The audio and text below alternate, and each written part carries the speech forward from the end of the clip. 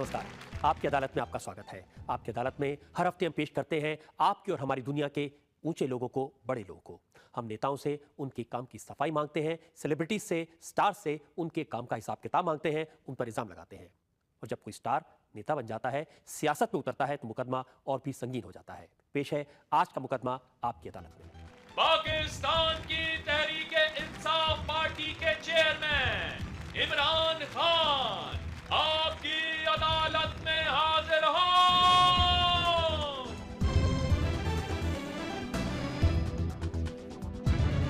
अदालत की कार्रवाई शुरू हुई और शुरू होता है आपकी अदालत में पहला इल्जाम इमरान खान पर। आपकी अदालत में इमरान खान पर इल्जाम है कि इनके डबल स्टैंडर्ड हैं। इमरान साहब, जो खबरें पाकिस्तान से यहाँ तक पहुँचती हैं उससे पता चलता है कि आजकल नौजवानों को बहुत उपदेश देते हैं, प्रीच करते हैं कैसे फैमिली वैल्यूज़ पर ध्यान देना चाहिए। ये बात सही है? कभी कभी। लेकिन आप जो लोगों को बताते हैं वो अपने ऊपर तो आपने इम्प्लीमेंट किया नहीं। जब आप नौजवान थे तब आपने क्या क्या हरकतें की थी, जब आप लंदन में रहते थे, उसका चिट्ठा तो लोगों को मालूम ही होगा। देखिए, इसलिए मेरी तरह का आदमी ज़्यादा बेहतर बता सकता है, क्योंकि जिसने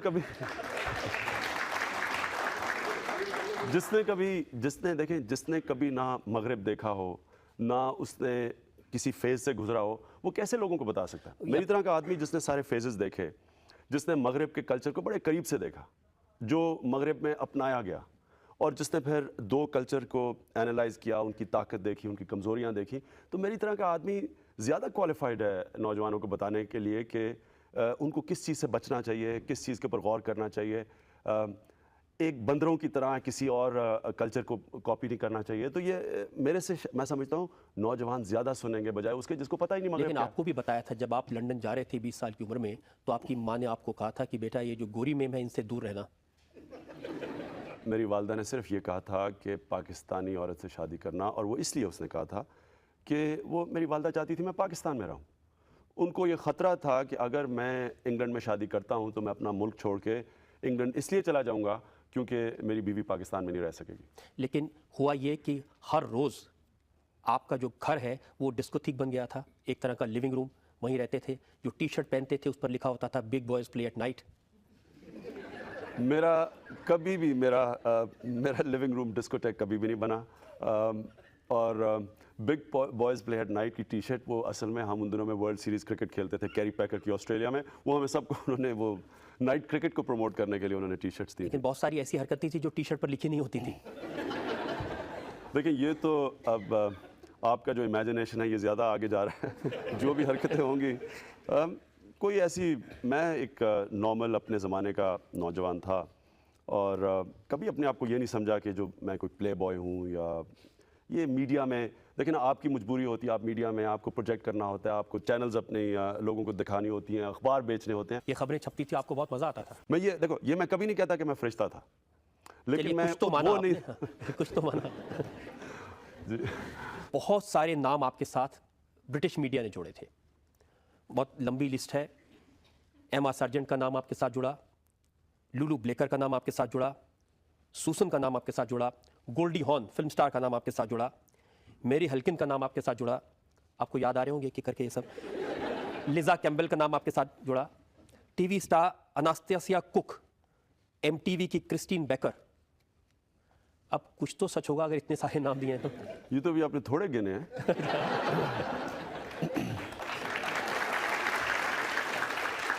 और ये वो नाम है जिनको किसी को भी मैं जानता था, वो आपने सारे नाम डाल दिए। मैं इसलिए कहा, इससे ज़्यादा लोगों को मैं जानता था। और इसी बिना पर जो कर्नल नसीम है पाकिस्तान क्रिकेट कंट्रोल बोर्ड के, उन्होंने कहा कि हर शाम इनकी एक नई लड़की के साथ गुजरती थी इमरान की। ये कर्नल नसीम अपनी फैंटेसीज मेरे ज़ेरे रहने की कोशिश कर रहे थे। उनकी ये फैंटेसी होगी। इसमें सच्चाई नहीं है। कोई और ठोस, कोई सही इल्ज़ाम लगाएं, ये क्या इल्ज़ाम लगा रहे हैं? इमरान साहब, ये सब वो इल्ज़ाम हैं जो मीडिया में आपके ऊपर लगते रहे, पाकिस्तान की मीडिया में आप पर लगते रहे, ब्रिटेन के मीडिया में आप पर लगते रहे। मैं एक बैचलर था, ज़्यादा क्रिकेट खेलता था, शादी नहीं थी, उसमें स्पेकुलेशन होती थी, किसी पार्टी में चला जाऊं, किसी से नज़र आ जाऊं। तो ये सारी चीज़ें जो आपने नामों की लिस्ट दी है, इसको क्या आदमी डिफेंड करे अपने आप को? लेकिन ये बात, और ये इतनी पुरानी आप बातें कर रहे हैं कि मैं तो भूल भी चुका हूँ ये सब चीज़ें। कभी ना कभी किसी को तो याद दिलाना पड़ता है इमरान साहब। मेरा तो एक शादी से पहले का फेज़ था जो मैं भूल चुका हूँ। उसके बाद शादी के बाद का फेज़ है اس کو وہ مجھے یاد ہے, اس کے اوپر کوئی بات کرے. عمران صاحب, آپ کی کرکٹ کو لیکر ہمارے پاس الزام ہیں, ان پر بات کریں گے ایک چھوٹے سے بریک کے بعد میں. یہ مقدمہ جاری رہے گا ایک چھوٹے بریک کے بعد.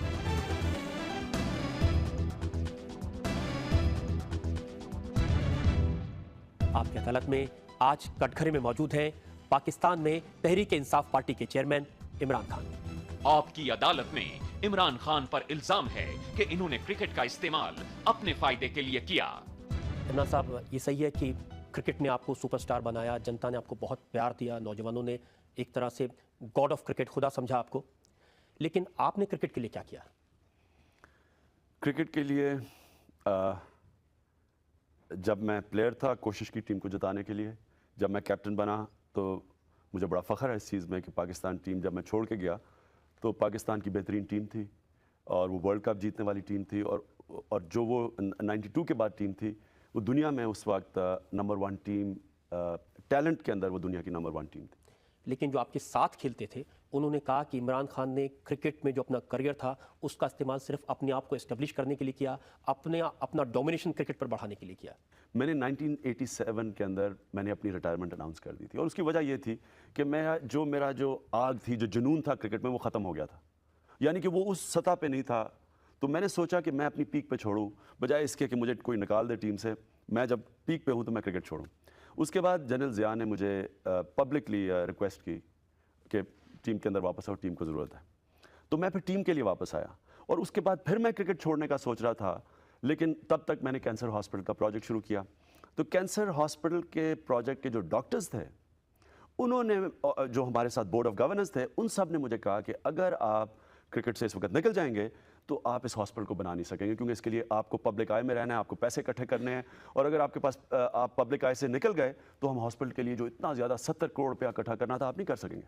لہٰذا اس کے بعد میں صرف کرکٹ کھیلا کینسر ہاسپٹل کے لیے. جاوید میاں کی کتاب ہے آٹوبایوگرافی, اس میں انہوں نے لکھا ہے کہ جو پلیئرز ہیں انہوں نے عمران صاحب کا نام میٹر رکھ دیا تھا, یعنی وہ میٹر جو صرف پیسے سے چلتا ہے.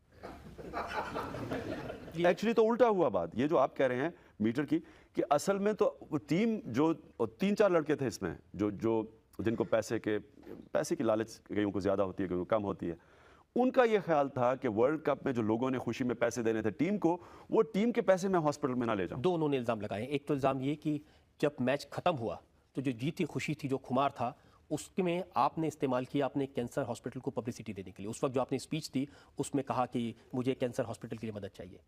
اس میں تو مجھے کوئی شرم ہے ہی نہیں, کیونکہ میں تو آپ کو عرض کی کہ میں تو کھیل ہی ہاسپٹل کے لیے رہا تھا, اور ہاسپٹل میری ذات کا ہاسپٹل تو نہیں تھا, پاکستان کے لیے, پاکستان کا واحد کینسر ہاسپٹل بننا تھا, تو میں تو اپنے ملک کے لیے کر رہا تھا. تو مجھے تو اس میں کوئی شرم نہیں کہ میں نے پبلسٹی دی. میں نے تو 2 سال سے پبلسٹی دے رہا تھا. میں تو جب کوئی پرائز جیتتا تھا میں وہ اپنے ہاسپٹل کو دیتا تھا. مثلا آسٹریلیا میں 2-3 سال پہلے کرکٹر آف دا ایئر بنا پاکستان ٹیم کے لیے کھیلتے ہوئے, تو جان کے میں نے کرکٹر آف ایئر کا جو گاڑی کا ایوارڈ تھا وہ ہاسپٹل کو ڈونیٹ کیا, اس کو پروجیکٹ کرنے کے لیے. آپ اپنے ایوارڈ ہاسپٹل کو دے دیں, کسی کو آپتی نہیں تھی, لیکن جو پلیئرز ہیں ان کو لگا کہ جب لوٹ رہے تھے واپس سنگاپور میں رکے, سنگاپور کے ایمبیسڈر نے ایک چیک دیا, وہ پوری ٹیم کے لیے چیک ہونا چاہیے تھا, آپ نے اس کو بھی ہاسپٹل میں لگا دیا. جب مجھے یہ خیال ہوا کہ کئی ہمارے کھلاڑیوں میں یہ خدشہ ہے کہ میں ٹیم کا پیسہ ہاسپٹل میں لگا رہا ہوں, تب میں نے فیصلہ کیا اس کے بعد کرکٹ ختم کرنے کا, کیونکہ اس کے بعد میری تو فوکس ہاسپٹل تھا, اور میں تو کرکٹ کھیل ہی رہا تھا, اور یہ اناؤنس کر کے کھیل رہا تھا ہاسپٹل کے لیے. تو اس میں تو کوئی, لیکن یہ کہنا کہ میں لڑکوں کا پیسہ ہاسپٹل میں لگاؤں, یہ تو کبھی کسی صورت میں نہیں کر سکتا تھا. اور یہ جو آپ سنگاپور کی بات کر رہے ہیں وہ ایمبیسڈر ابھی بھی ہے, اب سنگاپور میں نہیں ہے, اسلام آباد میں ہے, اس نے پیسے ہی ہاسپٹل کے لیے اکٹھے کیے تھے. لیکن لڑکوں کو امپریشن ضرور لگا کہ وہ پیسہ ٹیم کے لیے تھا. کئی لڑکے لالچی ہوتے ہیں اور ان کو یہ پیسے کے بھوکے ہوتے ہیں. میں یہ کہوں گا بدقسمتی یہ ہے کہ انہوں نے اپنی لالچ کے اندر یہ سمجھا کہ میں نے ان کا پیسہ ہاسپٹل کو دیا. بالکل غلط تھا. انہوں نے اپنی کتاب میں یہ بھی لکھا ہے کہ آپ نے بورڈ آفیشلز کے ساتھ مل کر کے ان کو کرکٹ کی کیپٹنشپ سے ہٹوا دیا. نہ میں بورڈ میں آفیشل تھی, نہ میں بورڈ کا ممبر تھا. کیا میں بورڈ کو کہہ کے اس کو کیپٹن ہٹا سکتا تھا؟ یہ بھی ایک پیرانویا تھا. اور یہ بدقسمتی ہے کہ میاں داد نے اس طرح کی باتیں لکھی. حالانکہ میرے ساتھ مل کے وہ ہماری بڑی زبردست ہمارا کمبینیشن تھا, جاوید کی بڑی زبردست پرفارمنس ہے ٹیم میں, لیکن ایسی باتیں لکھنا, میں حیران ہوں کہ اس نے کتاب میں ایسی ایک بڑی انہوں نے اسپیسیفک بات لکھی ہے کہ عمران خان نے ہماری ٹیم کو توڑنے کی کوشش کی. جب آپ کیپٹن تھے تو آپ نے ایک پارٹی کی لنڈن میں, اس پارٹی میں آپ نے 3 لوگوں کو نہیں بلایا, جاوید میاں کو, رمیز راجہ کو اور سلیم ملک کو. ان کو چھوڑ کر کے باقی ساری ٹیم کو آپ نے بلایا. دیکھیں نا, یہ بھی ایک چھوٹا پانا ہے اگر اس طرح بھی کوئی سوچے کہ ٹیم اس طرح ٹوٹ جاتی ہے کہ پارٹی میں 4 لڑکے کوئی چلے جائیں کسی اور پارٹی میں تو ٹیم ٹوٹ جاتی ہے اس سے. لیکن آج آپ مانتے ہیں کہ آج کے کرکٹرز میں چاہے وہ ہندوستان میں ہو یا پاکستان میں کرکٹرز کا زیادہ دھیان انڈورسمنٹ پر ایڈورٹائزمنٹ پر رہتا ہے بجائے اس کے کہ کھیلنے پر؟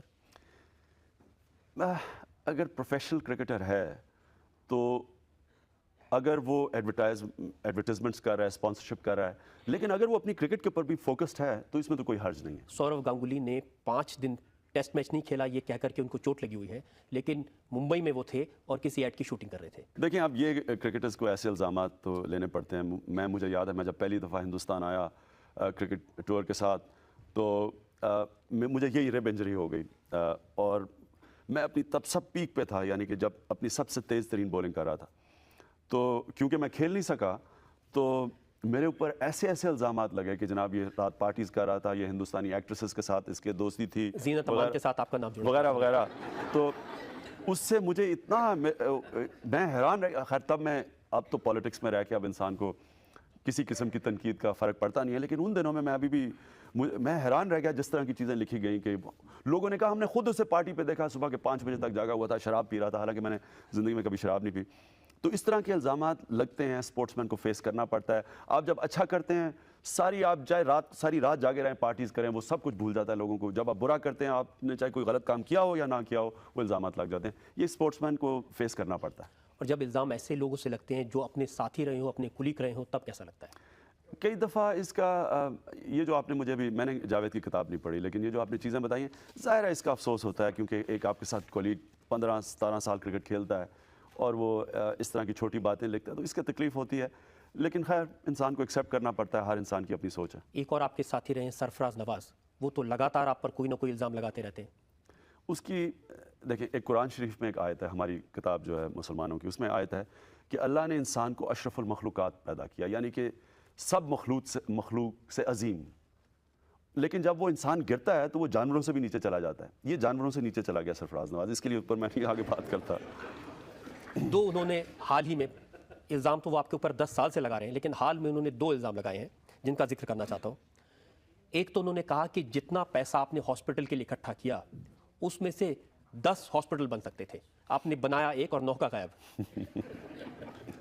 اس کا مطلب یہ اپنا ذہن جو اس کا ہے نا وہ بتا رہا ہے. اس کا مطلب یہ ہے کہ اگر یہ ہاسپٹل بنانے کے لیے پیسے اکٹھے کرتا اس نے 10واں حصہ ہاسپٹل میں لگانا تھا, باقی خود رکھ لینا تھا. وہ آپ نے وہ انگریزی میں ایکسپریشن سنا ہے نا کہ it takes a thief to catch a thief, مطلب کہ چور کی سوچ چور کی طرح ہوتی ہے. تو وہ اپنی طرح کیونکہ وہ چور کی طرح سوچ رہا ہوتا ہے تو وہ پھر اس کی مووز کر سکتا ہے. تو یہ اپنی سوچ بتا رہا ہے کہ اس کی کیا سوچ تھی. ایک اور الزام انہوں نے لگایا, انہوں نے کہا کہ آپ نے جو ہاسپٹل بنایا یہ اس لیے بنایا کہ جو جوئش فارماسیوٹیکل کمپنیز ہیں, جو آپ کے فارمر ان لاز کی کمپنیز ہیں, وہ کچھ ایکسپیریمنٹس کرنا چاہتی تھی کینسر کی دوائیں بنانے کے لیے, وہ انسانوں پر وہ ایکسپیریمنٹ ہوں اور وہ آپ کے ہاسپٹل میں ہو, اس لیے اس ہاسپٹل پہ اتنا پیسہ خرچ کیا گیا. میں نے کہا نا کہ جانوروں کی سطح سے نیچے جا چکا. اس کے اوپر اب آپ اس کے لیے کوئی یہ انگریزی میں کہتے ہیں نا گون کیس ہے, اس کے اوپر آگے کوئی بات نہ کریں کیونکہ یہ بیوقوف آدمی ہے اور بیوقوف کے علاوہ اس میں یہ بدنیت آدمی ہے. یہ بات کرکٹ کی تھی. عمران صاحب صحافت میں آپ نے کیا کیا کیا اس کو لے کر کے ہمارے پاس الزامات ہیں. عمران خان سے صفائی مانگیں گے ایک بریک کے بعد.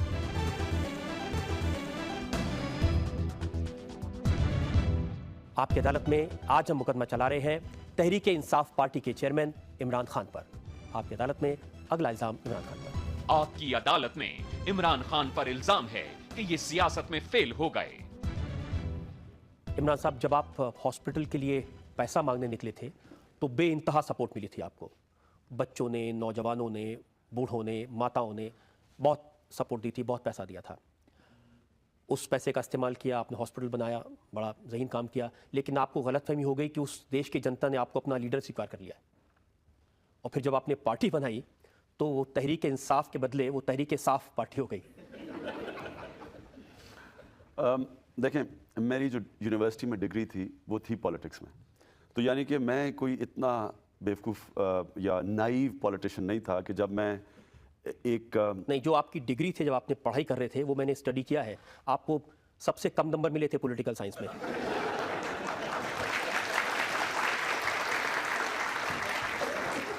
میں آپ کو یہ ریکویسٹ کروں گا کہ آپ پھر سے اس کے اوپر ریسرچ کریں, اور جب آپ ریسرچ کریں گے تو آپ کو پتہ چلے گا کہ پالیٹکس کے پیپر کے اندر مجھے آکسفورڈ کے اندر، یہ آپ یاد رکھیں کہ آکسفورڈ کے اندر سارے ذہین ترین اسٹوڈنٹس جاتے تھے، اس کے اندر مجھے ٹاپ سیکنڈ ملا تھا آکسفورڈ کے اندر.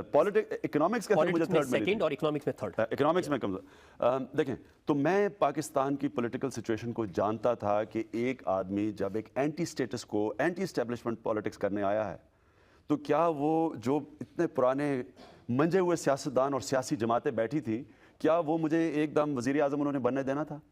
اور کیا آپ ایک پولیٹیکل آرگنائزیشن کے بغیر وزیر اعظم بن سکتے ہیں؟ ایک نئی پارٹی آ کے اس طرح سویپ کر سکتی ہے؟ تو مجھے کوئی غلط فہمی نہیں تھی اس میں. عمران صاحب اتنی بری حالت، آپ 9 سیٹ پر چناؤ لڑے، 7 سیٹوں پر آپ کی ضمانت ضبط ہو گئی. آپ یہ حیران ہوں گے کہ ایک الیکشن سے ایک ہفتہ پہلے میری سٹیٹمنٹ تھی کہ ہمیں میکسیمم 3 سیٹیں ملیں گی اور منیمم 0 ملیں گی. یہ میری اپنی سٹیٹمنٹ تھی. حالانکہ یہ مجھے یہ کہنی نہیں چاہیے تھی کیونکہ اس سے ہماری پارٹی ڈیمورلائز ہو گئی، لیکن میں اپنی پارٹی کو بتانا چاہتا تھا کہ اسی وجہ سے ڈوب گئی آپ کی پارٹی. اس وجہ سے نہیں ڈوبی کیونکہ میں کیمپین کر رہا تھا، میں اس وقت پبلک میں تھا. مجھے پتا تھا کہ پولیٹیکل آرگنائزیشن کے بغیر آپ ووٹ نہیں، آپ کے اگر ووٹ بینک ہے بھی اس کو آپ اکٹھا نہیں کر سکتے. دوسری چیز یہ تھی کہ اسٹیبلشمنٹ کے خلاف آج تک پاکستان میں کوئی الیکشن نہیں جیت سکا. جب اسٹیبلشمنٹ ایک پارٹی کے ساتھ کھڑی ہو جاتی ہے آج تک ہماری تاریخ میں اس کو کوئی نہیں ہرا سکتا. اس وقت میں مان لیتا ہوں آپ کی پارٹی نئی تھی، آپ نے جتنی سیٹیں لڑی ساری کی ساری سیٹیں ہار گئے، لیکن جب 2001 میں الیکشن ہوئے تب بھی آپ کی پارٹی کو 0.8% ووٹ ملے صرف.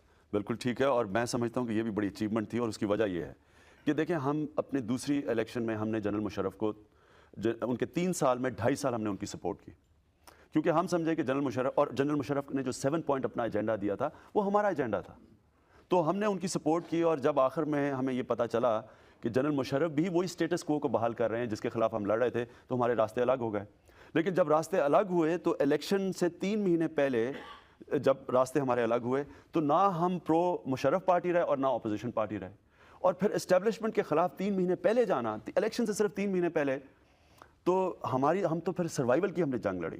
یاد رکھیں کہ PMLN جو پنجاب کی سب سے بڑی پارٹی اور پاکستان کی سب سے بڑی پارٹی تھی جس کی 2/3 میجورٹی تھی پارلیمنٹ میں پہلے، اس کو صرف 13 سیٹیں ملی کیونکہ اسٹیبلشمنٹ کے خلاف جب وہ کھڑے ہوئے تو اسٹیبلشمنٹ نے ان کو وائپ آؤٹ کر دیا. تو ہم تو ابھی نئی پارٹی تھے ان کے آپ کو اگر مقابلے. سیاست کرنی تھی آپ کو اتنے سارے موقع ملے تھے. جب ضیاء الحق صاحب پریزیڈنٹ تھے پاکستان کے، انہوں نے آپ کو آفر دی تھی؟ جی انہوں نے 1988 میں مجھے منسٹرشپ کی آفر دی تھی. اگر سیاست کرنی تھی تو اس سمے منسٹر بن جاتے. تو مجھے جنرل مشرف نے پرائم منسٹرشپ کی آفر دی تھی. خود انٹرویو میں کہا ہے کہ عمران میرا پرائم منسٹر کا نامنی تھا اگر وہ مجھے جوائن کر جاتا. تو دیکھیں فیلڈ پولیٹیشین آپ نے بات کی، کامیاب پولیٹیشین اور فیلڈ پولیٹیشین میں کیا یہ فرق ہے کہ وہ اپنا ضمیر بیچ دے، اپنے نظریے سے ہٹ جائے، پاور پولیٹکس کرے؟ تو وہ تو بڑا آسان ہے کامیاب ہونا. میں آج وزیر اعظم ہوتا پاکستان کا، اگر میرا مینیفیسٹو اور نظریہ نہ ہوتا تو آج وزیر اعظم بن آپ کو جاتا. لگتا ہے کہ مشرف صاحب کے ساتھ کھڑے ہونا آپ کی غلطی تھی؟ بالکل غلطی اس لیے تھی کہ ہم نے یہ سمجھا کہ جنرل مشرف ایک ملک میں تبدیلی چاہتے ہیں جس طرح ہم چاہتے تھے. لیکن جب نظر آیا کہ وہ بھی وہی اسٹیٹس کو کی اور وہی پولیٹکس کر رہے ہیں جو پہلے چل رہی تھی، تو غلطی اس لیے سمجھتا ہوں کہ ہم اگر پہلے سے اپوزیشن میں چلے جاتے تو ہماری بہتر تیاری ہونی تھی الیکشن کے آنے تک. آپ کو یہ نہیں لگتا کہ آپ ایک شریف انسان ہیں اور شریفوں کا پولیٹکس میں کوئی کام نہیں ہے؟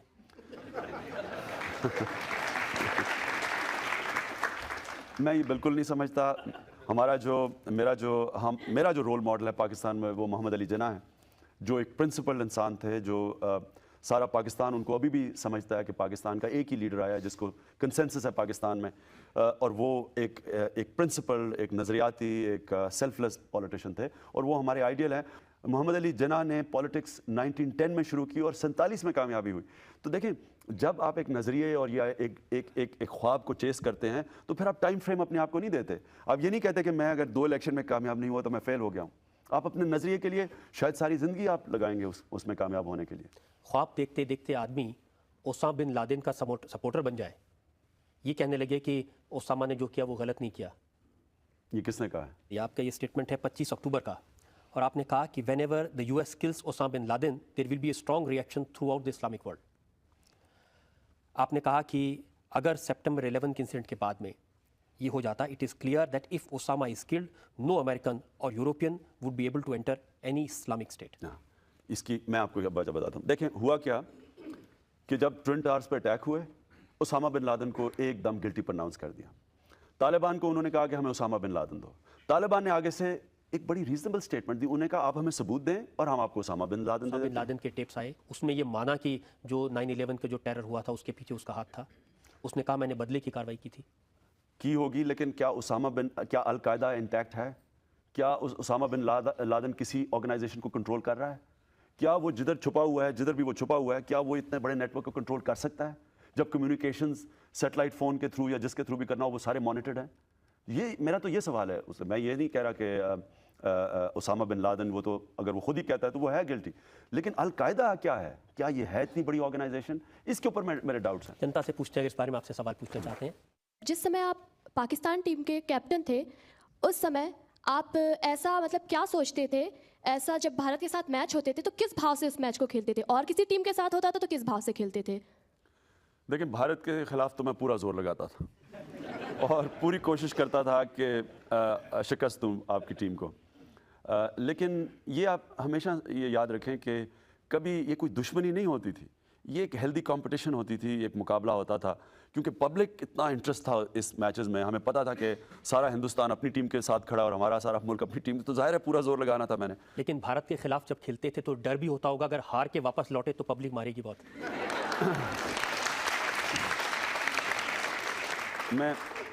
میں کبھی بھول نہیں سکتا کہ میں جب یہاں پہلی ٹور پہ آیا اور ہماری ٹیم ہار گئی, تو مجھے یاد ہے کہ ہم جب ہارے تو ہم نے فیصلہ کیا کہ اس فلائٹ پہ پاکستان پہ جایا جائے جب سارا ملک سو رہا ہو.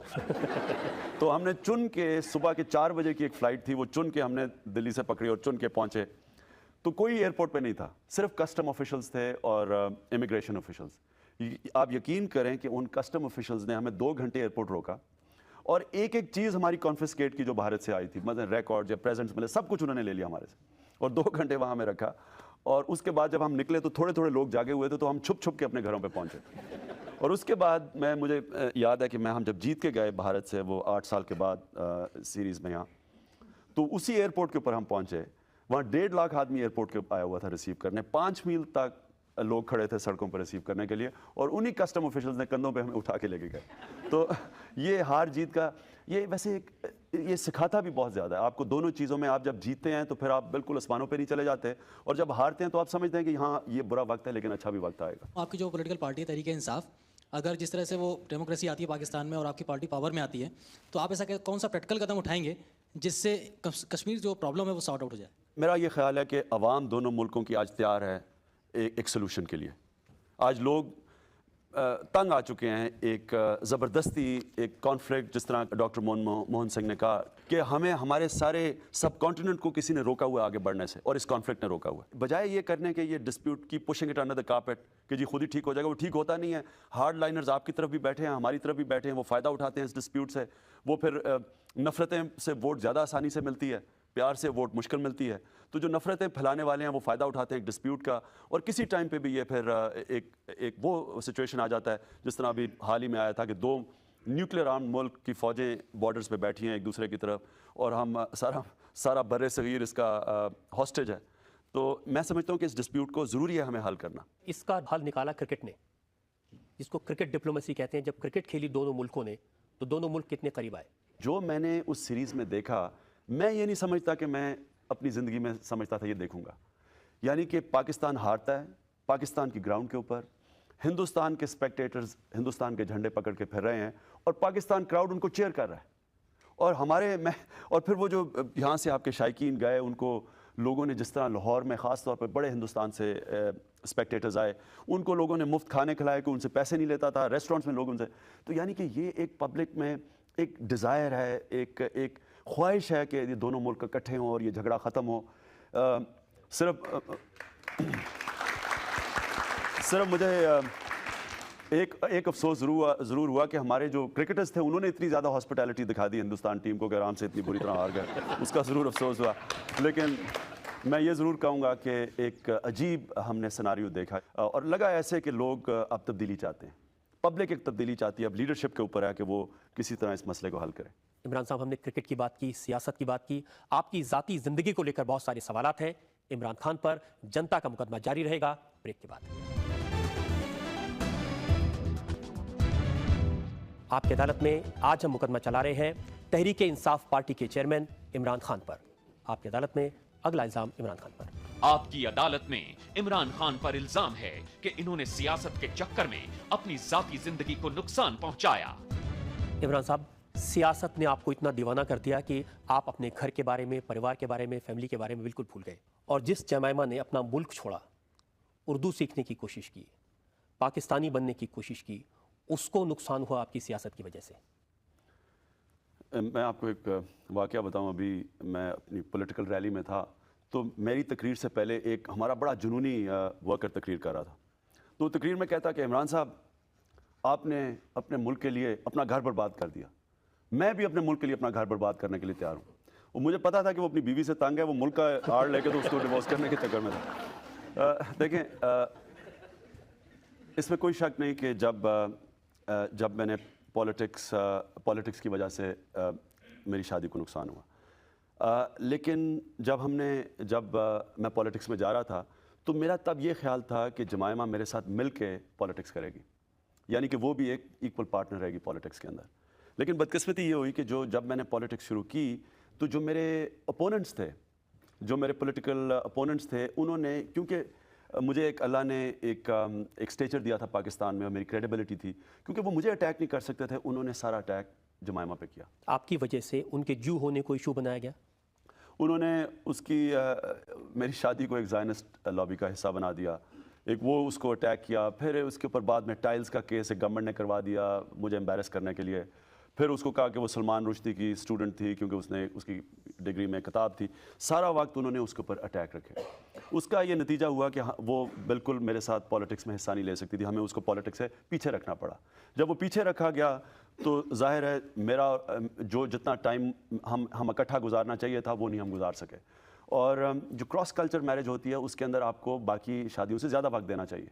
और हम, क्योंकि मेरी मेरी पॉलिटिकल लाइफ थी, उसकी वजह से बजाय ज़्यादा कम और वक्त दिया मैंने, और ज़ाहिर उससे नुकसान हुआ शादी को। तो आज आपको क्या लगता है, आपको सियासत नहीं करनी चाहिए थी या ये वाली शादी नहीं करनी चाहिए थी? देखें, इंसान की एस्पिरेशंस होती हैं। मैं एक वो इंसान रहा हूँ हमेशा जिसको कुछ ना कुछ जुनून रहा। क्रिकेट का जुनून 9 साल की उम्र में शुरू हुआ, फिर 9 साल हस्पताल का जुनून रहा जब मेरी वालदा को कैंसर हुई और उससे उनकी वफ़ात हुई। तो एक पॉलिटिक्स का मैं पॉलिटिकल करियर तो ढूंढ नहीं रहा था। मैंने जब ये फ़ैसला किया कि पाकिस्तान में अगर हम तब्दीली चाहते हैं, तो ये तब्दीली सिर्फ पॉलिटिकल चेंज से आ सकती है। दुनिया के अंदर कोई माशरा स्वाय पॉलिटिकल चेंज की तब्दीली नहीं किसी माशरे में आई। तो जब ये इसका फ़ैसला किया, तो ये फिर एक जुनून, ये एक एम्बिशन, एक ख्वाब बन गई। तो अगर मैं अपनी पॉलिटिक्स या जो भी मेरा ये जो जुनून है, ये छोड़ के और शादी को तवज्जो दे के और इंग्लैंड में जाके बैठ जाता, तो सवाल ये पूछना है कि क्या शादी फिर चल जानी थी? क्योंकि जमाइमा ने एक जुनूनी से शादी की थी, उसमें मुझे जो शायद उनको मालूम था कि आप में ये जुनून है और आप सारा वक्त सियासत पे लगाने वाले हैं? नहीं, उसको ये तो पता था कि मैं कमिटेड हूँ अपने मेरी जो ड्रीम है, जो एम्बिशन है, उसे पता था कि मैं कमिटेड हूँ। और वो भी ये जानती थी कि अगर मैं ये छोड़ दूंगा तो क्या ये शादी कामयाब हो जाएगी। उसको भी ये पता था कि मैं इंग्लैंड में तो रह नहीं सकता, क्योंकि मैं पाकिस्तान के अलावा तो जब हमारी शादी हुई थी तो हमें पता ये था कि पाकिस्तान में हम रहेंगे। तो जब वो पाकिस्तान में मेरी पॉलिटिकल लाइफ की वजह से नहीं रह सकी, तो फिर हमारी शादी नहीं चल सकती थी। या आज आपको ये लगता है कि अगर किसी पाकिस्तानी लड़की से ही शादी करते, सेटल होते, तो बेहतर होता, शायद सियासत का जुनून ज़्यादा कामयाब होता? लेकिन क्या होता, ये बड़ा मुश्किल सवाल है। कोई नहीं है इसका जवाब दे सकता कि क्या हो सकता था, लेकिन आप यही बता सकते हैं कि क्या हुआ, और उसके बाद उससे आप आगे देख सकते हैं। हाँ, ये ज़रूर है कि अब मैं कभी शादी करूँगा तो ये देखूँगा कि वो औरत क्या पॉलिटिक्स के अंदर, जो मेरी पॉलिटिकल लाइफ है, उसमें क्या वो उसे आइडेंटिफाई करेगी, क्या उसका उसमें भी वो पैशन होगा जो मैं जिस तरफ जा रहा हूँ। बेहतर यह है कि शादी नहीं करूँगा अगर मैं समझूँ कि कोई इस पॉलिटिकल लाइफ में फिट नहीं हो सकती।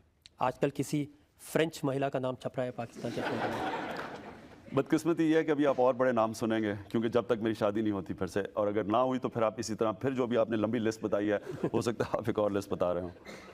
तो क्या माने पब्लिक की, अब आपका इरादा है शादी करने का? देखिए, मेरी ज़्यादा ज़िंदगी बैचलर की थी, लेकिन मैं समझता हूँ कि जो शादी की ज़िंदगी थी वो उससे बहुत सुपीरियर थी। यानी कि जो शादी में इंसान को खुशी मिलती है, हालांकि मेरी बड़ी मुश्किल थी ज़िंदगी, क्योंकि एक तरफ पॉलिटिक्स खींच रही थी, ایک اس کے لیے جمائمہ کے لیے مشکل تھا وہ ساری زندگی اس لائف میں اڈیپٹ کرنا، لیکن اس کے باوجود میں یہ کہوں گا کہ جو شادی کی زندگی کی خوشی تھی وہ بیچلر لائف سے بہت بہتر تھی. تو آئیڈیل تو یہ ہے کہ میں پھر سے شادی کروں گا، لیکن کیا وہ شادی نہیں کروں گا اگر میں یہ سمجھوں کہ وہ میں اس کو کامیاب نہیں کر سکتا. یہ تو آپ کا اپنا خیال ہے. جمائمہ نے کیا کہا؟ ان کا دل ٹوٹا کس لیے؟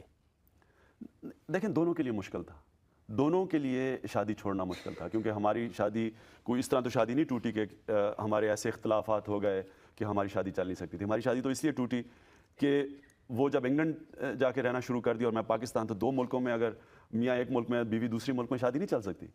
تو ہمارے تو سرکمسٹانسز کی وجہ سے شادی علیحدہ ہوئی. ظاہر ہے بڑا مشکل مرحلے سے ہم دونوں گزرے. آپ نے کوشش کی تھی کہ یہ کسی طرح سے کامیاب ہو ابھی؟ جی بالکل، دونوں نے ہم نے بڑی کوشش کی، اور ہم نے ڈیورس اناؤنس کرنے سے کم از کم 1.5 سال پہلے سے ہم نے ہر قسم کی کوشش کی، کسی طرح کی کوئی کمپرومائز سیٹلمنٹ ہو کہ آدھا وقت ادھر گزر جائے آدھا وقت ادھر گزر جائے، لیکن نہیں ہو سکتا.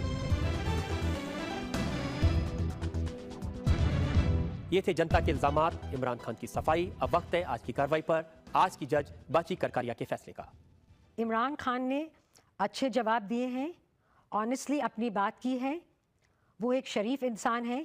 کرکٹ میں تو واقعی انہوں نے اچھا پرفارم کیا ہے، لیکن اس کے بعد پاکستان کی کینسر ہاسپٹل بنا کر اس نے اور بھی بہترین کام کیے ہیں. امید ہے کہ وہ اپنے ملک کے لیے اور بھی بڑے اور بڑھیا کام کرتے رہیں گے.